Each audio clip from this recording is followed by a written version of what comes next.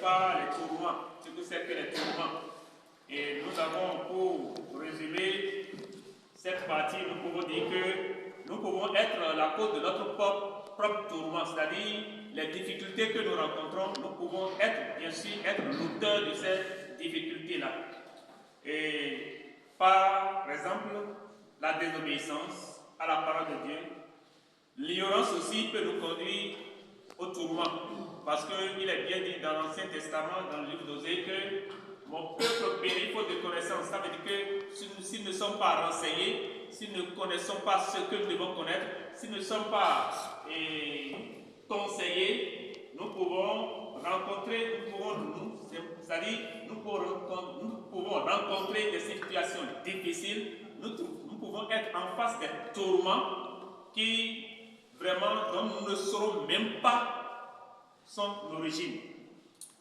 Nous devons savoir également que la Bible reconnaît la souffrance, les tourments.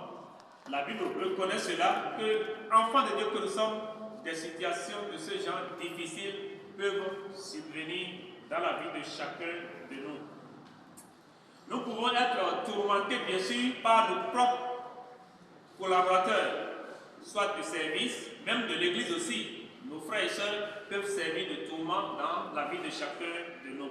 Et nous pouvons être également tourmentés, selon Luc 6, verset 18 et Marc 7, verset 7. Nous pouvons être tourmentés par des esprits mauvais aussi. Ce n'est pas seulement ce que nous voyons physiquement qui peut nous tourmenter, mais les esprits mauvais aussi peuvent être l'objet de tourments sur notre vie. Si nous rentrons si nous rentrons dans la Bible, nous allons voir premièrement l'exemple de notre patriarche Job. Il est quelqu'un selon, nous allons d'abord lire Job 1 à 3 pour voir ce qu'il en est, le témoignage que l'Éternel même a rendu par rapport à la vie de notre patriarche Job. Il y avait dans le pays d'Ib un homme qui s'appelait Job. Et cet homme était intègre et droit. Il craignait Dieu et se détournait du mal. Il lui naquit 7 fils et 3 filles. Il possédait 7000 brebis, 3000 chameaux, 500 paires de bœufs, 500 ânes et un très grand nombre de serviteurs. Et cet homme était le plus considérable de tous les fils de l'Orient. Amen. Le Seigneur bénisse sa parole. Nous voyons par là que c'est Dieu même qui a approuvé la vie de qui? De Job. Dieu a témoigné sur sa vie. Et là, nous devons comprendre en même temps que Dieu a besoin encore des Jobs en notre temps. Job de notre temps. Ceux-là, envers qui Dieu même va témoigner, c'est mon enfant là, il est intègre, il est fidèle, il est ferme. Dieu a besoin de ça encore aujourd'hui. Et il revient à chacun de nous de lever notre petit doigt dans le cœur, bien sûr, pour dire que oui, je serai Job de mon temps et Dieu va rendre du moins ça un bon témoignage sur ma vie. Nous devons savoir que Job ne connaissait pas toutes les raisons pour lesquelles il souffrait. Job a traversé des situations très difficiles, mais il ne connaît pas la cause. Parce que c'est l'ennemi Satan qui a rendu visite lorsque tous les enfants, tous les fils qui sont sur la terre se réunissaient devant l'Éternel. Job aussi est rentré parmi eux. Et Dieu lui a demandé quoi? Est-ce que tu as vu mon enfant Job sur la terre? Il n'y a pas d'eux sur la terre comme lui. Il est fidèle, il est intègre. Et c'est Dieu même qui rendait ce témoignage devant Satan. Mais qu'est-ce qui s'est passé? Satan dit quoi? C'est parce que tu le protèges. C'est parce que tu n'as pas permis à ce qu'on le touche qu'il jouit de ta protection et il est fier. Mais qu'est-ce que l'Éternel a dit? Touche-le. Il ne veut pas me renoncer. Dieu a rendu un très bon témoin sur la vie de Job. Mais malgré que Satan a touché Job jusqu'au point où il a perdu tous ses enfants, toutes ses richesses, il n'a pas renoncé. Il est resté intègre jusqu'à la fin. Même ses amis, jusqu'à sa femme aussi, a voulu même, qu'est-ce qu'est-ce qu'elle a fait? Elle a dit, vaut mieux maudire Dieu et mourir que de souffrir de telle manière. Mais qu'est-ce que Job a dit quand tout allait bien? On ne disait pas ça. Mais maintenant que tout va mal, il faut qu'on remercie également le Seigneur. Donc, nous voyons à travers la vie de Job que c'est Satan et l'Éternel même qui a décidé que Job souffre. Donc la souffrance de Job ne venait pas de l'ennemi. Ça venait bien sûr de l'Éternel. Parce que sans l'Éternel, Job ne peut pas traverser cette situation difficile.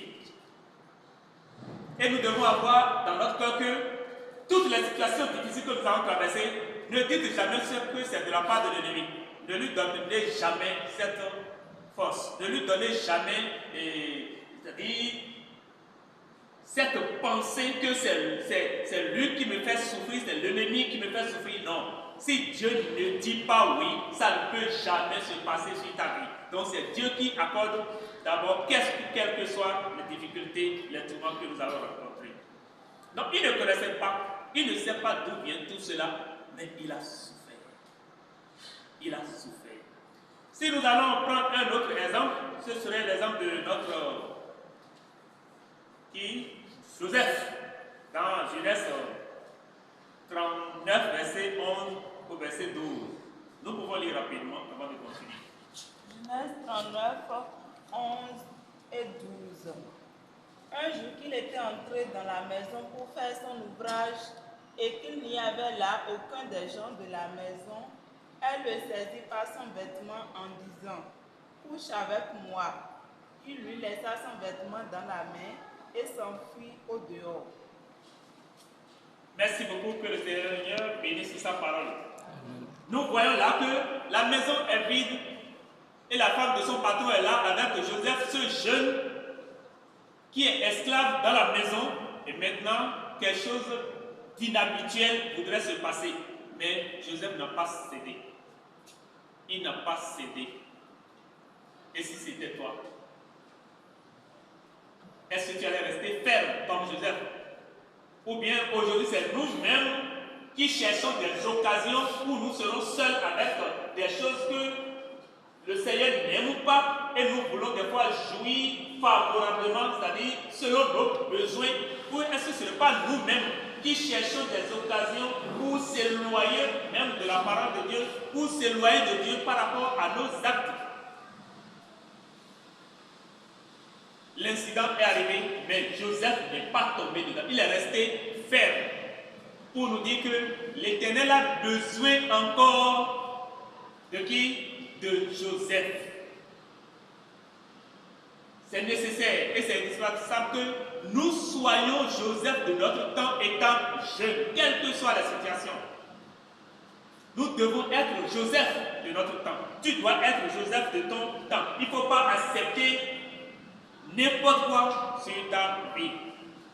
Nous pouvons voir aussi l'exemple de Paul qui a persévéré malgré tout. Il n'a pas renoncé à son Seigneur. Il est resté ferme jusqu'à la fin. On le lapidait, on le chicotait, on lui faisait toutes choses pouvant lui permettre de renoncer à ce Seigneur qu'il a reçu. Mais il n'a pas fléchi jusqu'à la fin. Il n'a pas cédé. Et si c'était toi, devant le tourment, n'allais-tu pas céder? Qu'allais-tu faire?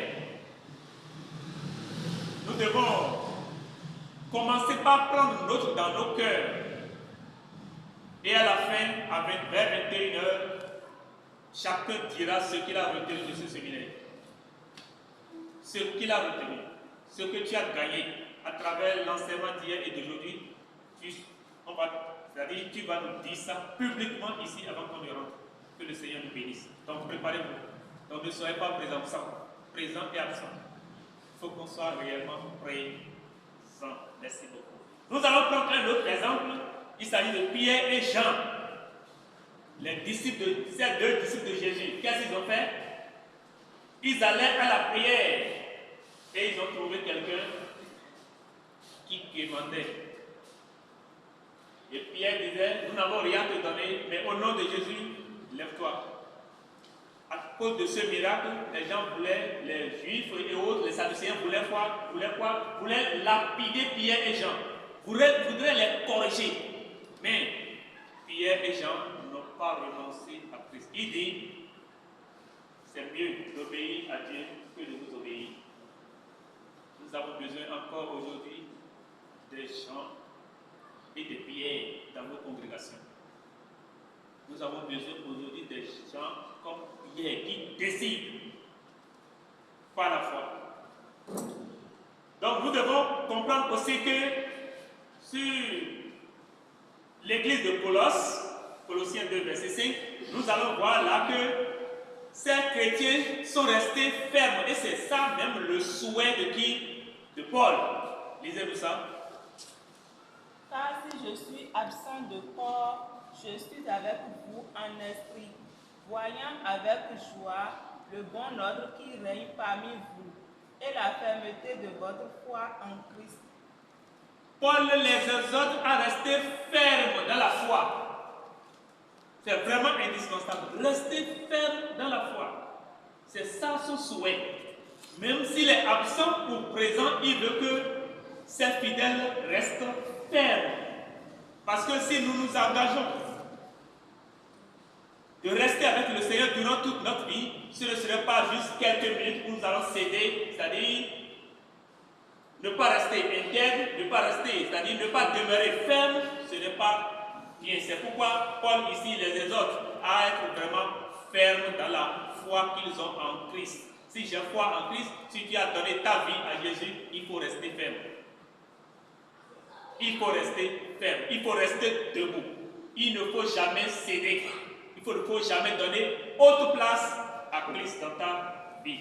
Nous voyons également le comportement là que les enfants, les disciples de Jésus, leur manière d'agir, de parler dans l'église d'Antioche faisait de telle sorte que les païens qui les entourent les appelaient comment? Petit Christ. Est-ce que tu es petit Christ là où tu es? Est-ce que tu es réellement, vraiment petit Christ? Est-ce qu'on peut dire à travers ta vie que tu as Christ? Nous devons tenir ferme. Tenir ferme, c'est le fruit de notre engagement, de notre foi en Dieu. Celui qui tient ferme, il a l'obligation.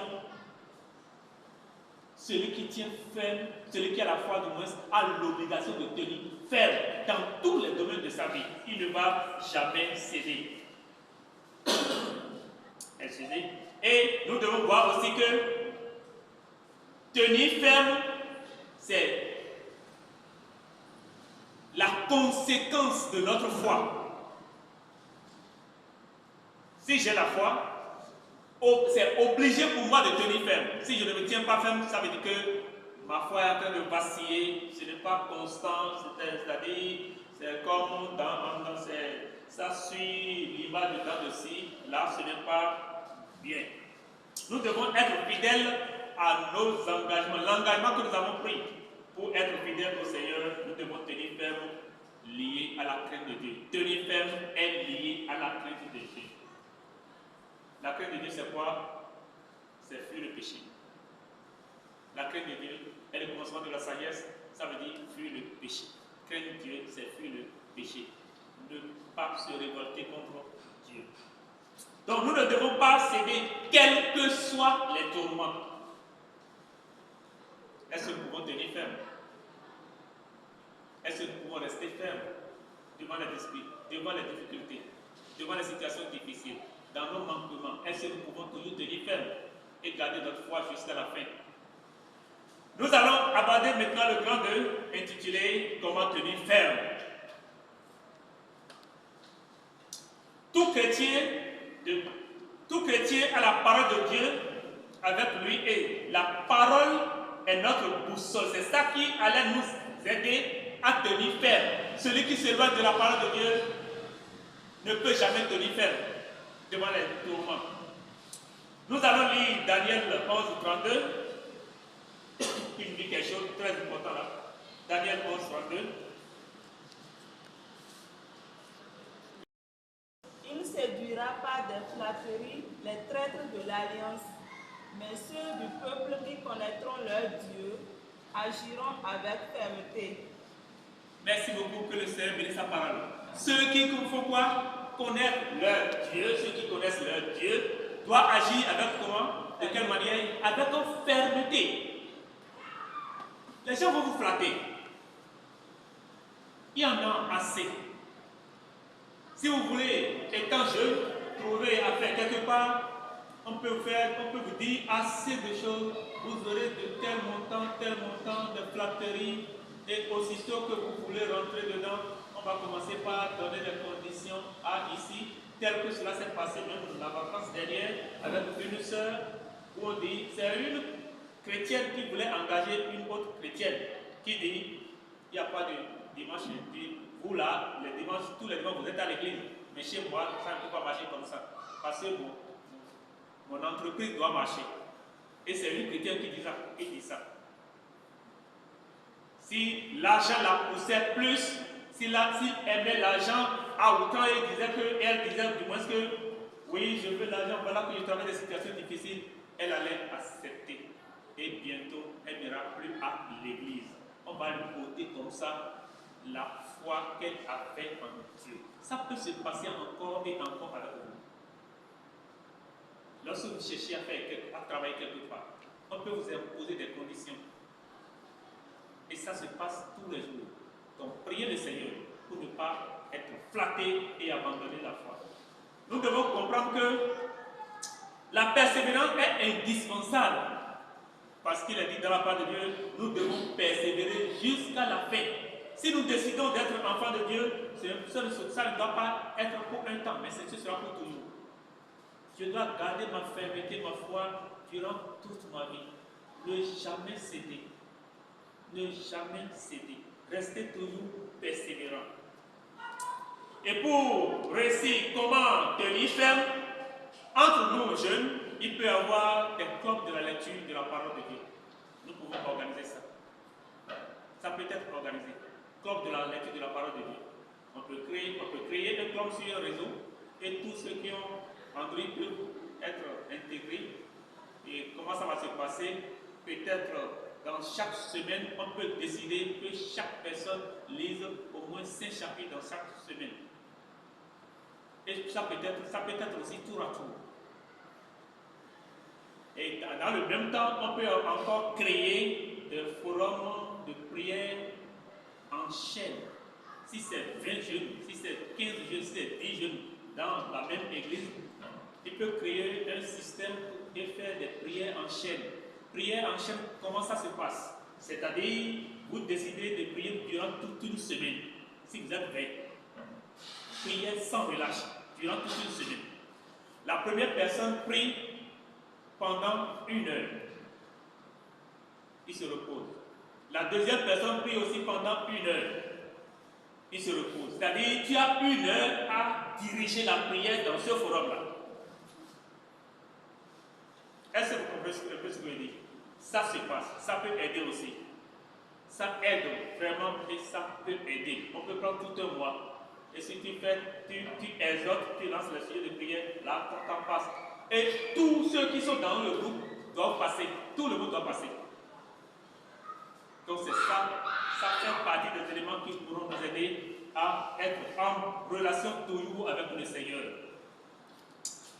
Parce qu'il a dit dans Josué 1:8 quoi, que cette... Oui, lisez-vous ça. Qui a eu ça? Personne n'a eu ça d'abord? Josué 1:8. Médite-le jour et nuit pour agir fidèlement selon tout ce qui y est écrit. Car c'est alors que tu auras du succès dans tes entreprises. C'est alors que tu réussiras. Amen. À partir de ce verset, jeunes que nous sommes, nous pouvons avoir un creuset, nous regrouper ensemble et méditer sur la parole tous les jours.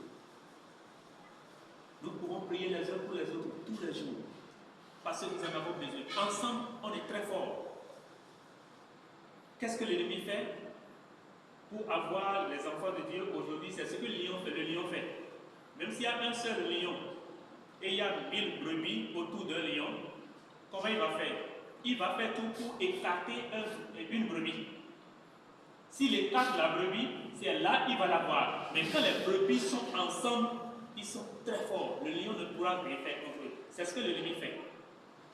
S'il veut t'avoir, il va faire tout pour t'isoler de l'ensemble. Tu vas commencer par dire, oh, la jeunesse là, je ne comprends plus rien, hein. Tout ce qu'il organise là, je ne sais plus quoi dire, hein.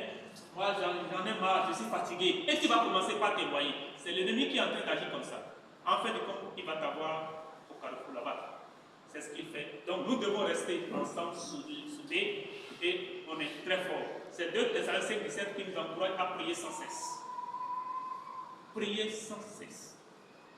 Nous devons prier sans cesse. Le temps est grave. Nous devons prier, les amis. Donc, que le Seigneur nous aide à avoir tout ce temps-là. C'est-à-dire, même si nous n'en avons pas, il faut le réserver pour la lecture de la parole de Dieu et la méditation. Il dit, au reste, fortifiez-vous dans le Seigneur par sa force, toute puissance. Revêtez-vous de toutes les armes de Dieu, afin de pouvoir tenir ferme contre les ruses du diable. Éphésiens 6, versets 10 et 11. C'est Paul qui disait ça aux fidèles qui sont sur l'église d'Éphèse. Il faut rester ferme.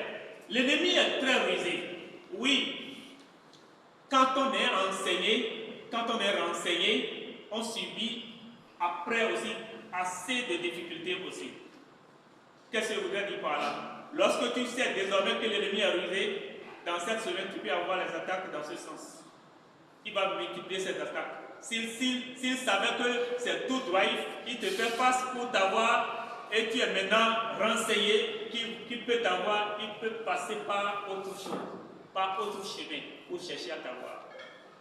Dites-nous que chaque fois que nous connaissons davantage, celui qui dit, c'est la part de Dieu qui dit, augmenter sa connaissance, c'est quoi? C'est augmenter ses peines, c'est augmenter ses douleurs. C'est la Bible qui a dit ça. Ça ne vient pas de moi. Donc si je connais, ça veut dire que je dois appliquer ce que j'ai appris. Et appliquer ne serait pas facile pour moi. Mais avec Christ et son esprit, tout est possible. Nous devons accepter nos émotions. Je suis de tel tempérament. Est-ce que je suis colérique? Est-ce que je suis flegmatique? Qui suis-je? Je dois accepter celui que je suis. Et ensuite, qu'est-ce que je dois faire? Je dois agir sur sa zone de contrôle. Ça veut dire quoi? Je suis chrétien. Je ne dois pas aller dans tous les milieux de ce monde. Si je suis isolé, c'est-à-dire si je me sépare du groupe, les chrétiens, et je fréquente chaque fois et toutes les fois ceux-là qui ne connaissent pas Dieu, cela-là, ce n'est plus dans ma zone de contrôle. Je serai trahi, c'est possible. Il faut cultiver ces relations pour rester fort. Cultiver ces relations. Ça fait partie du corps de la lecture de la Bible, ça fait partie de la chaîne de prière dont j'ai expliqué tout à l'heure. Il ne faut pas abandonner sa foi et prendre soin de soi-même. C'est-à-dire veiller sur soi et connaître son identité. Ce que Christ a fait de toi, il faut le connaître. Il ne faut jamais perdre celui que tu es. Si tu perds de vue celui que tu es, tu vas faillir. Établir des objectifs réalistes. Qu'est-ce que je dois faire pour mon Seigneur? Durant cette journée, qu'est-ce que je dois faire? Sur quoi je dois méditer? Je lis la parole de Dieu. Qu'est-ce que le Seigneur me dit à travers, qu'est-ce que le Seigneur me dit à travers la lecture de la parole? Ce jour, je dois faire tout pour pouvoir l'appliquer dans ma vie. L'ennemi ne va pas vouloir, mais ce n'est pas une raison. Celui qui est en moi est plus fort que lui. Nous devons éviter les personnes négatives. Si tu fais ami à quelqu'un et chaque fois il ne fait que critiquer, il faut la fuir. Exode 23, verset 2 est bien clair dans ce sens. Il ne faut pas suivre la majorité pour agir comme eux. Non, il faut examiner chaque jour et retenir ce qui est bien. Il faut aider les autres. Il faut être prêt à aider les autres aussi. Il faut pratiquer la gratitude. Il ne faut pas être ingrat envers le Seigneur, ni envers ses propres parents, ni envers les frères et sœurs avec qui nous sommes.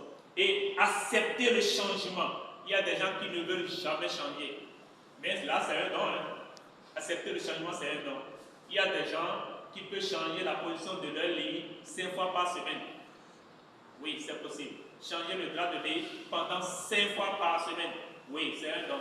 C'est-à-dire, c'est skill, c'est-à-dire, je ne dirais pas un don en tant que tel, mais c'est son souhait. C'est en cela il est fier.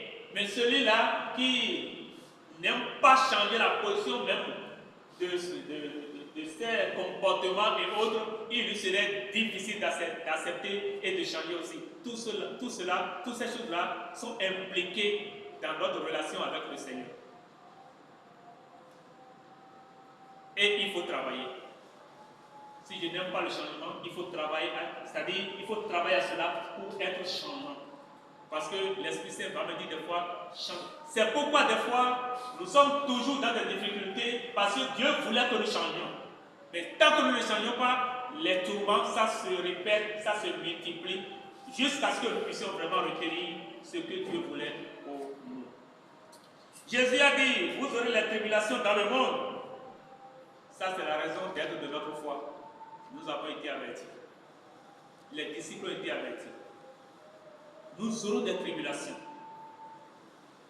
Être enfant de Dieu ne veut pas dire prendre du miel tous les jours que Dieu fait. Non. Des fois, ce serait la nivaquine. Et ça va m'aider aussi. C'est pour mon bien. Nous devons savoir que nous devons être déterminés à faire confiance en Dieu.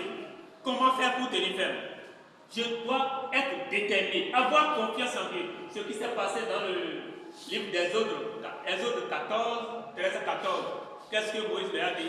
Quand ils sont devant la mer rouge, ils voient l'ennemi derrière, la mer rouge devant eux. Qu'est-ce qui s'est passé? Ça n'a pas été facile, hein, si c'était toi. Ils ne peuvent jamais imaginer que l'Éternel peut les faire passer par la mer rouge. Ils ne peuvent jamais imaginer. Mais Dieu sait. Et qu'est-ce qui s'est passé? Il a donné l'ordre à Moïse, et après avoir tendu son bâton sur la mer rouge, les enfants d'Israël ont trouvé pour passer, pour aller à l'autre bord. Avoir confiance en Dieu, c'est ça seul qui pourra nous aider à traverser toutes les situations difficiles. Dieu ne dort pas. Il veille sur nous. Il nous protège. Il nous assiste. Il ne reste jamais indifférent. Il ne va jamais en congé. Il veille sur chacun de nous. Même si tu traverses des situations difficiles, dis, prononce des paroles.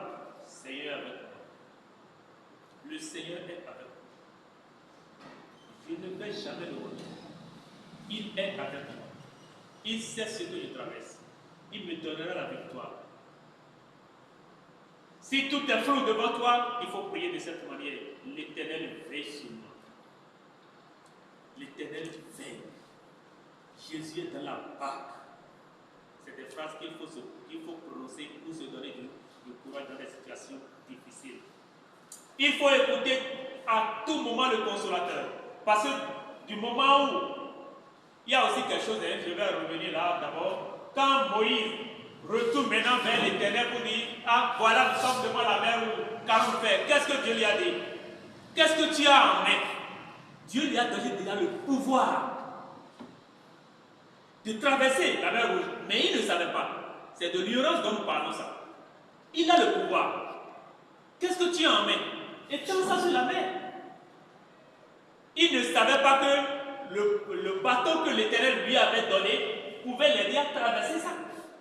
La parole que nous avons, la Bible, la parole de Dieu que Dieu nous a donnée, c'est une puissance que nous devons utiliser. Nous devons mémoriser la parole de Dieu, comme nous mémorisons nos leçons pour les examens.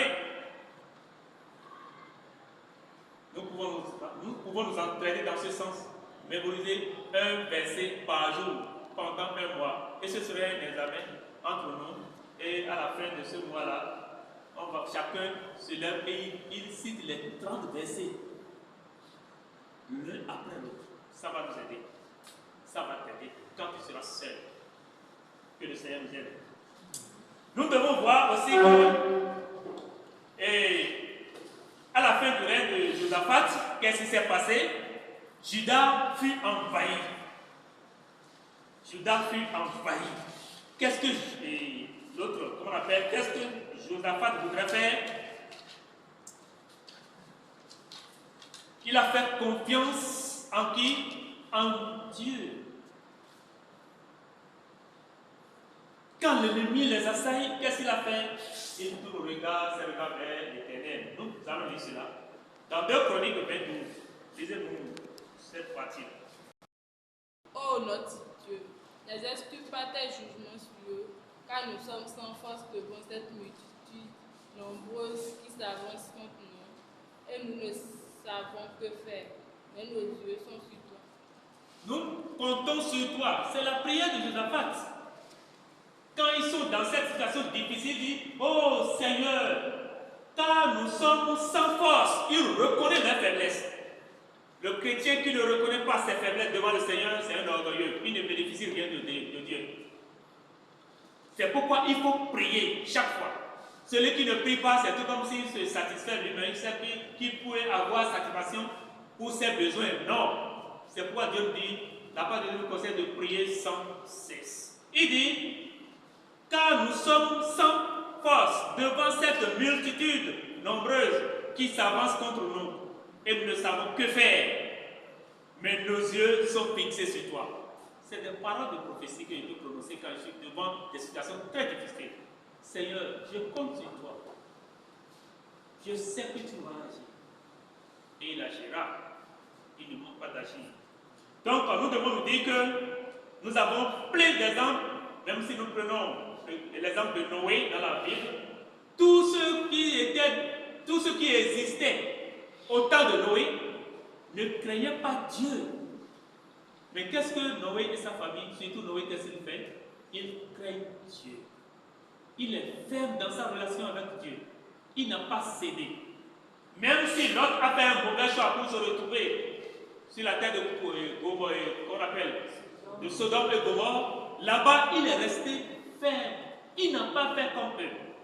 Il n'a pas agi comme les gens de Sodome et Gomorrhe. Malheureusement que ses enfants ont vu comment les choses se passaient, et par la suite, ils ont imité ça quand ils se sont séparés, quand ils ont quitté Sodome et Gomorrhe. Ce sont ces enfants-là qui ont enivré leur père pour se coucher avec eux.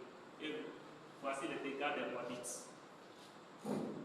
Nous devons savoir que malgré tout ce qui nous entoure, ne craignez pas l'Éternel pour traverser les situations difficiles. Moi, je dois craindre le Seigneur. Je ne dois jamais agir comme les gens. Et nous devons prier, les amis. Prier, je reviens toujours sur ça. Donc nous devons savoir que notre modèle, le plus grand modèle, c'est qui? C'est Jésus de Nazareth. Il est objectif. Il sait ce pourquoi il est venu sur la terre. Il n'a pas cédé une seule seconde à l'ennemi. Quand il a été tenté, qu'est-ce qui s'est passé? Il est victorieux. Il a chassé l'ennemi loin de lui-même. Qu'est-ce qui s'est passé quand les Sadducéens, les pharisiens se soulevaient contre Jésus? Est-ce qu'il a cédé? Devant la mort, est-ce que Jésus a cédé? Devant les châtiments corporels, moral et physique, est-ce que Jésus a cédé? Il n'a pas cédé. C'est notre modèle par excellence. Nous devons avoir confiance en lui. C'est pourquoi chaque fois il faut te dire, Jésus, il est dans la barque. Ça ne va jamais chavirer. Même s'il traverse actuellement des situations confuses, dis-toi que Jésus est dans la barque.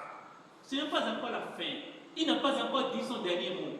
Aie confiance en lui. Pour finir, nous allons aborder la troisième partie qui est pourquoi il est important de rester fort devant les situations difficiles.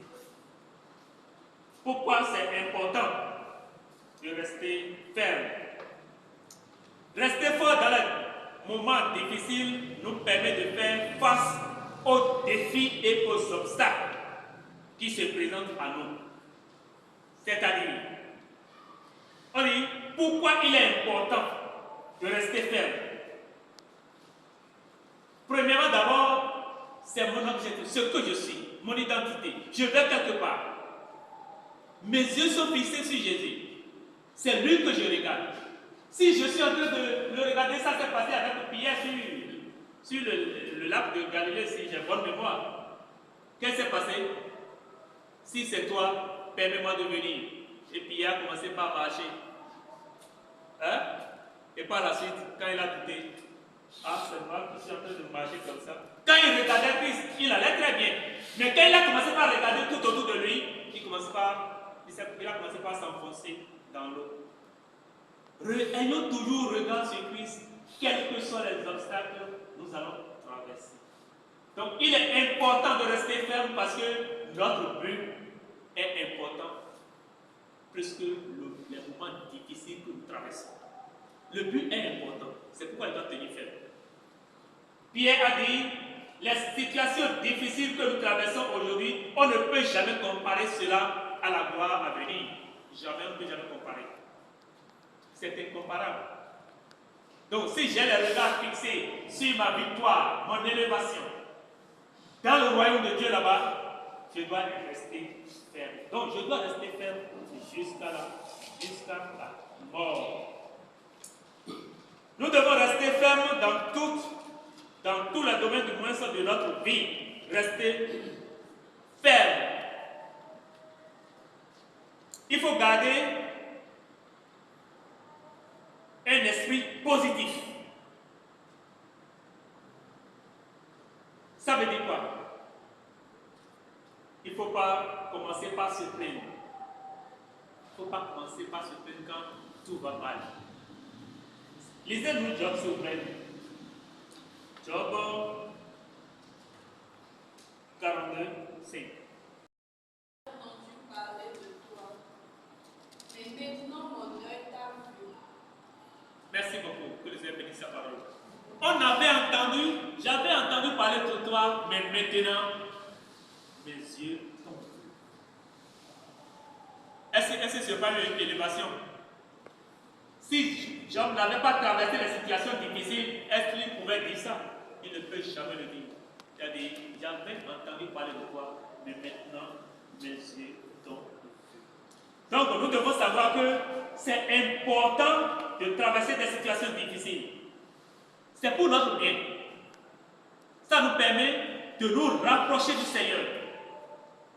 Si je sais que les situations difficiles que je traverse me permettront de me rapprocher, de s'approcher de l'Éternel, là, j'ai l'obligation de tenir ferme. Mais si je ne reconnais pas ce pourquoi je traverse les situations, Dieu me permet des situations difficiles, là, je vais faillir en ce moment-là. On dit, entrez par la porte étroite. C'est Jésus qui disait ça dans Matthieu 7, verset 13. Car large est la porte qui conduit à la perdition. Je dois tenir ferme pour marcher sur la voie étroite. Si je tiens ferme, c'est ça qui montre que je suis sur le bon chemin.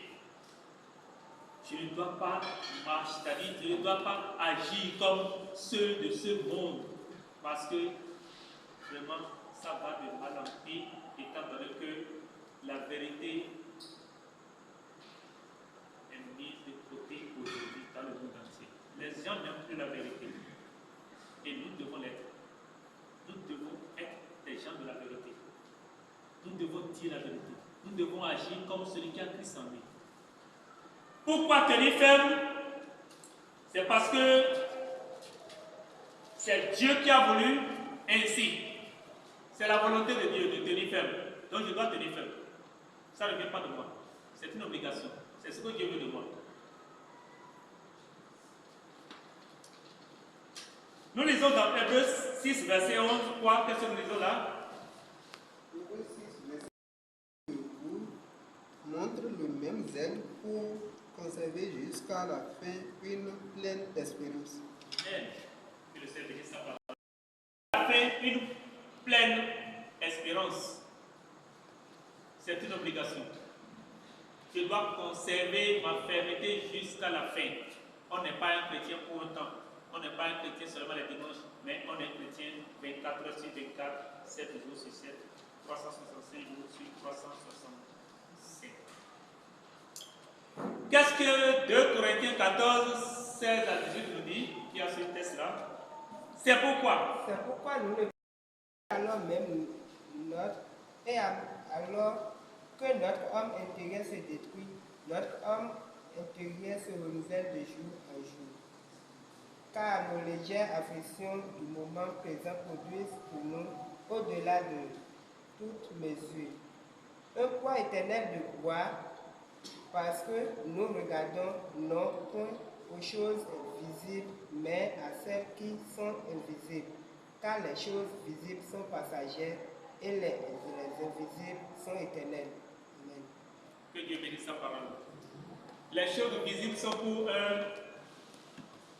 Les choses visibles sont pour un. C'est pour un temps. Tout ce que nous voyons, c'est pour un temps. C'est pour un temps. Donc, nous devons savoir que les difficultés, les tourments que nous traversons aujourd'hui, la parole de Dieu a qualifié ça de, Paul a qualifié ça de léger. C'est léger.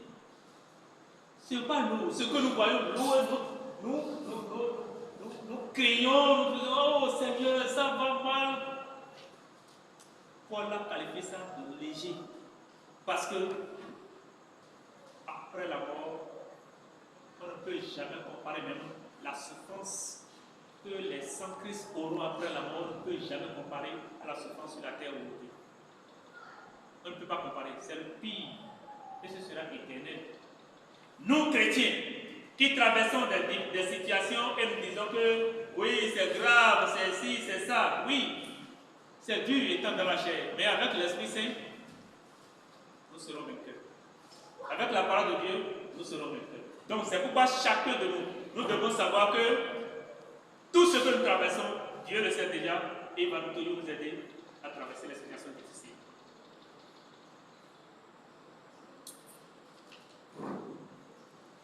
Pourquoi tenir ferme? Nous finirons par comprendre que seules les épreuves et les tentations, les tourments aident un homme, pire encore un chrétien, à s'approcher de Dieu.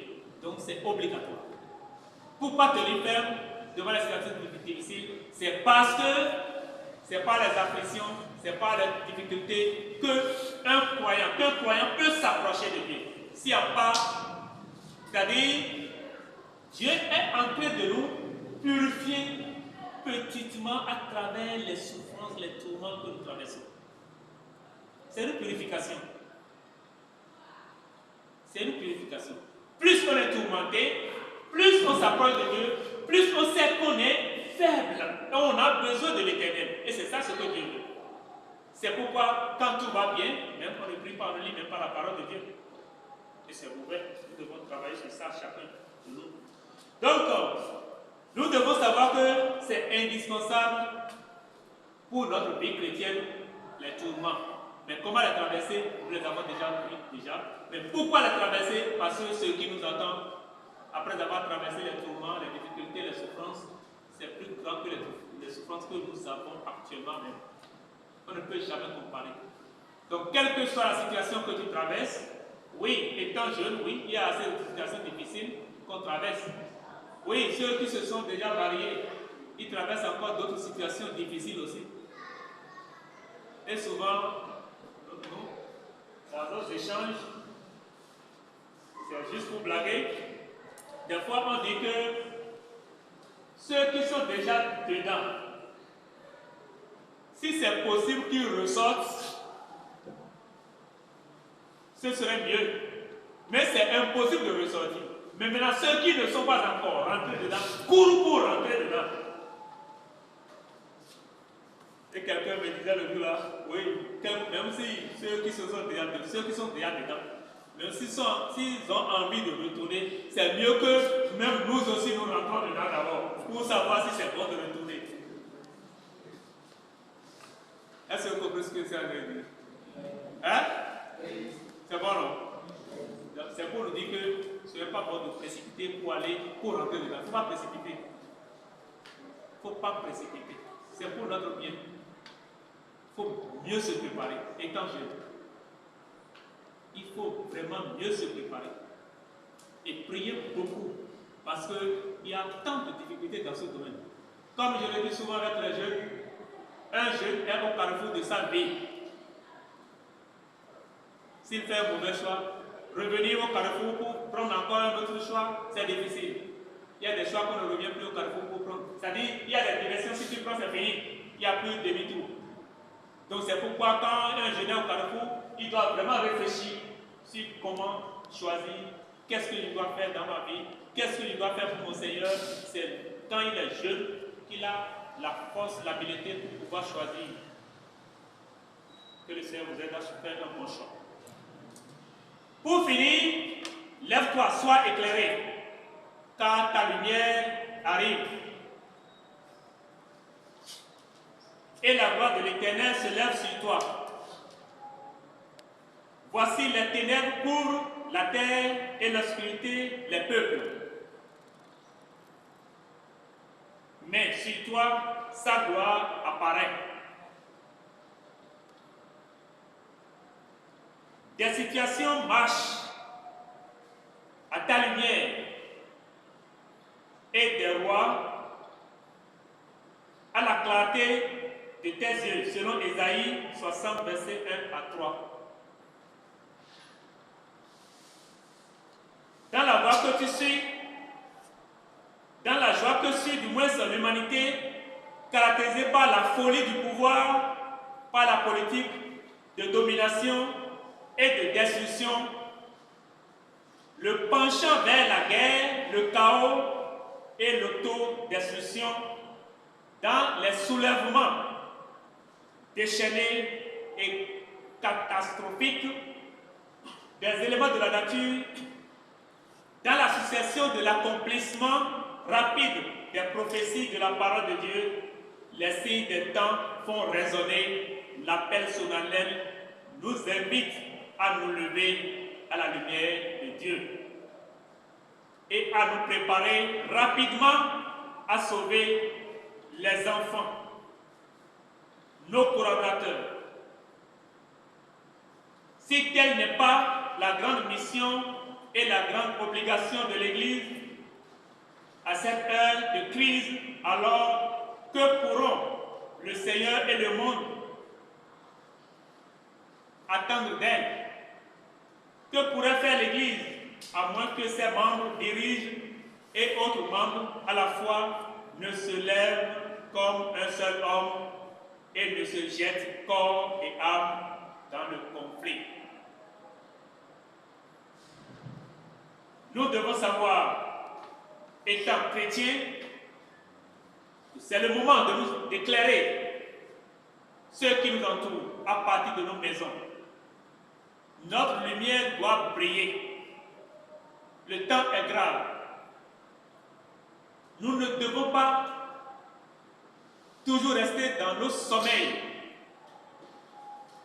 Partout où tu passes, éclaire ceux qui t'entourent. Ceux qui sont là, il faut les éclairer, afin que l'Éternel puisse vraiment nous aider à traverser les situations difficiles. Quand on ne dit pas qui on est, on ne sait pas quoi faire et on n'a pas les forces pour traverser les situations difficiles. Si dès le premier jour tu dis à ceux qui t'entourent qui tu es, c'est déjà une force. Mais il ne faut pas cacher son identité. Il ne faut jamais cacher son identité. Que le Seigneur nous bénisse. Les débats, les questions vont nous aider à approfondir davantage avec le temps qui reste pour nous permettre de mieux comprendre davantage ce thème intitulé « Tenir ferme devant les tourments ». Qu'est-ce que tu as retenu à travers ces 2 soirées? Qu'est-ce que tu es prêt à changer? Quel est ton sujet de prière envers le Seigneur?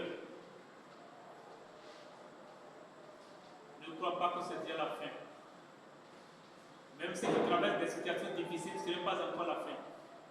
C'est encore possible. C'est encore possible. Les chrétiens qui existaient avant nous ont traversé des situations difficiles, mais Dieu ne les a jamais abandonnés. Tiens-toi ferme. Garde ta lumière. Mets de l'huile chaque fois dans ta lanterne ou bien dans quoi que ce soit afin de briller chaque fois et toutes les fois. Que l'huile ne manque pas. L'huile qui va éclairer ta vie, c'est-à-dire la parole de Dieu et l'Esprit Saint. Il faut écouter la parole de Dieu, il faut appliquer dans sa vie. Là, quels que soient les tourments, nous allons traverser la tête haute.